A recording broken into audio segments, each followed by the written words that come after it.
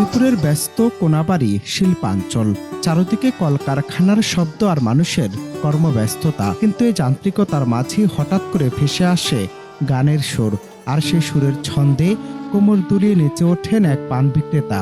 নাম তার গজেন্দ্র চন্দ্র বর্মন। কাঁধে ভারী পানের ডালা বইবার কষ্ট সইতে না পারলেও গানের তালে নেচে নেচে ক্রেতাদের বিনোদনের মাধ্যমে আকৃষ্ট করে পান বিক্রি করছেন তিনি।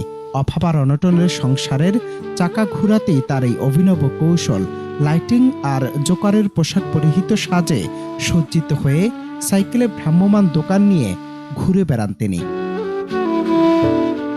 গজেন্দ্রর আদিবাড়ি কুড়িগ্রামের রাজারহাট উপজেলায়। দীর্ঘ কয়েক বছর আগে পেটের দায়ে সপরিবারে পাড়ি জমিয়েছিলেন গাজীপুরের কোনাবাড়ি এলাকায়। শুরুতে অলিগলিতে ফেরি করে পান বিক্রি করলেও বয়সের ভার আর কাঁধে পানের ঢালির ভার বহন আজ শরীর সায় দেয় না। কিন্তু অভাব তো আর বয়স মানে না, স্থায়ী দোকান দেওয়ার সামর্থ্যও নেই। তাই বুদ্ধি খাটিয়ে নিজের পুরনো সাইকেলটিকেই বানিয়ে ফেলেছেন ভ্রাম্যমান স্টোর।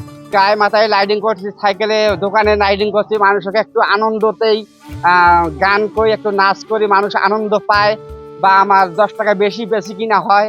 এই কারণে আমি মানুষকে আনন্দ দেই, বেশি কিনা একটু বেশি করি।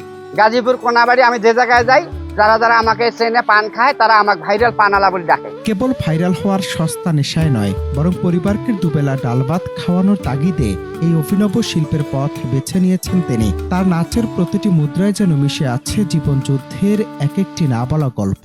গজেন্দ্রর এই অভিনব কৌশল এখন কোনাবাড়িবাসীর কাছে এক পরম বিনোদন। তার আসার শব্দ শুনলে রাস্তার দুই পাশে ভিড় জমে যায় উৎসুক জনতার। গানের তালের সাথে নিখুঁত নাচের মুদ্রা আর সেই সাথে নিপুণ হাতে খিলি পান তৈরি, সবই চলে এক অপূর্ব সমন্বয়ে। পান বেচে নাচে নাচ গান করে পান বেচে, তাদেরকে ভালো লাগে বা খায়। সে নাইছে পান বেচে, পানে আগুন ধরে, পান মজা লাগে, খুব মিষ্টি পান, মানুষে খায় খুব মজা পায়। এভাবেই বিনোদন দেওয়ার মাধ্যমে সাধারণ পান বিক্রেতা থেকে তিনি হয়ে উঠেছেন এলাকার সবার প্রিয় ভাইরাল পানওয়ালা। ভাইরাল পানওয়ালা পরিচিত নিয়ে সংসারের চাকা ঘুরাতে নেচেকে জীবন সংগ্রাম করছেন তিনি। শত অভাবের মাঝেও জীবনকে আনন্দ দিয়ে জয় করার এক জলজান্ত উদাহরণ গজেন্দ্র চন্দ্র বর্মন। তিনি প্রমাণ করেছেন কোনো কাজই ছোট নয় যদি তাতে থাকে সততা আর সৃজনশীলতা। অনন্ত হাসান মাসুদ, বাংলা টিভি।